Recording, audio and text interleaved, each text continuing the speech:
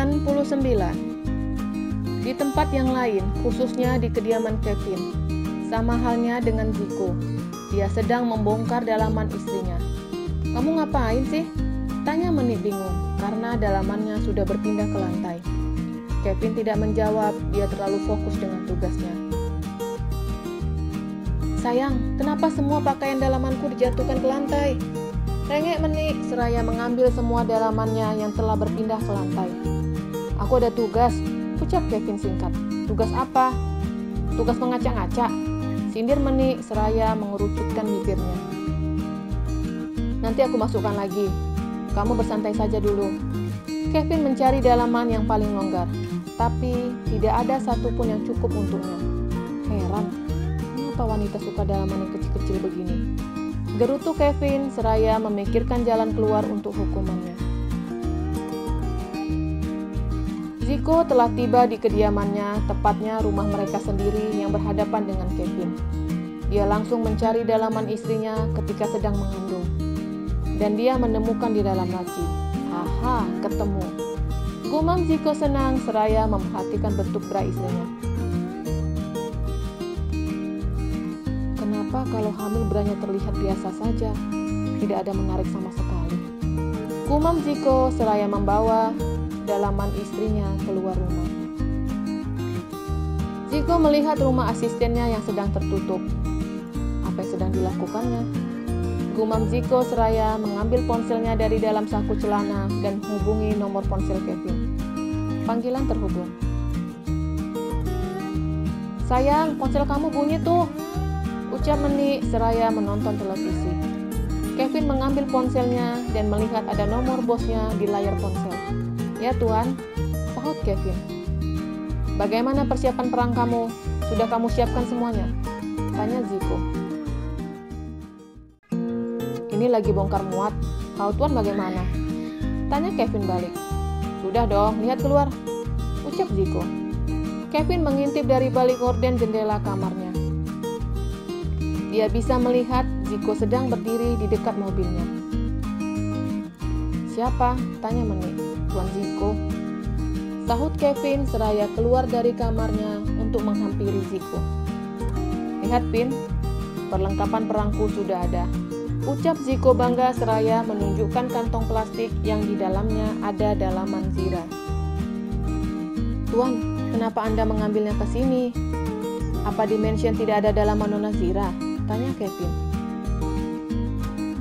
"Ada, tapi kecil semua, mana bisa dipakai," jelas Zico. "Lalu apa di rumah ini dalaman Nona Zira bertambah ukurannya?" tanya Kevin. "Prok!" Zico langsung memukul asistennya. "Mana ada dalaman bisa bertambah ukurannya? Kamu pikir dalaman ini seperti adonan donat, bisa mengembang setelah diberi ragi?" gerutu Zico. "Lalu, bagaimana Tuan bisa mendapatkan ukuran yang berbeda?"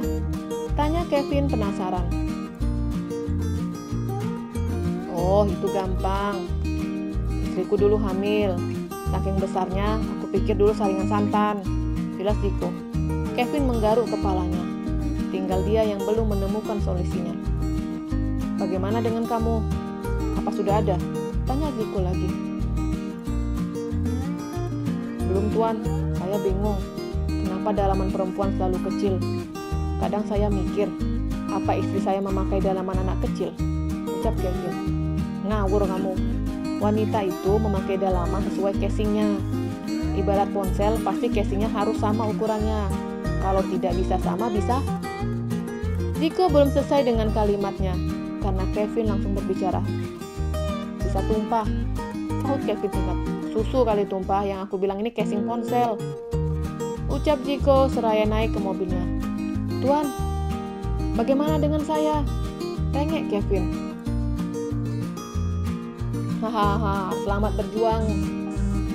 Yang tidak dapat menyelesaikan taruhan akan bertambah hukumannya," ucap Zico seraya meninggalkan asistennya. Kevin harus memutar cara agar dalaman istrinya bisa dikenakannya. Dan muncul ide di benaknya yang sangat cemerlang, di mana dalaman itu akan menjadi sesuatu yang berbeda dari sebelumnya.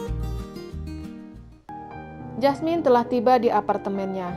Dia memandang kamarnya yang telah ditinggalkannya selama beberapa hari, dan kamar itu akan ditempatinya kembali.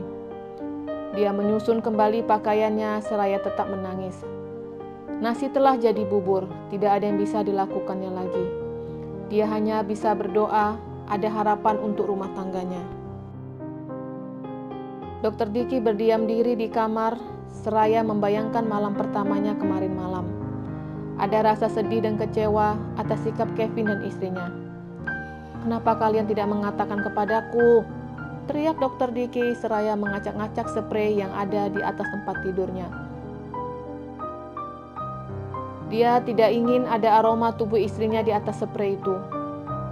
Aroma tubuh Jasmine membuatnya akan susah melupakan kejadian kemarin malam. Berteriak sepanjang malam seraya menghancurkan semua perabotan yang ada di kamarnya. Mentari telah tiba menyambut datangnya pagi. Ziko bangun lebih awal dari biasanya.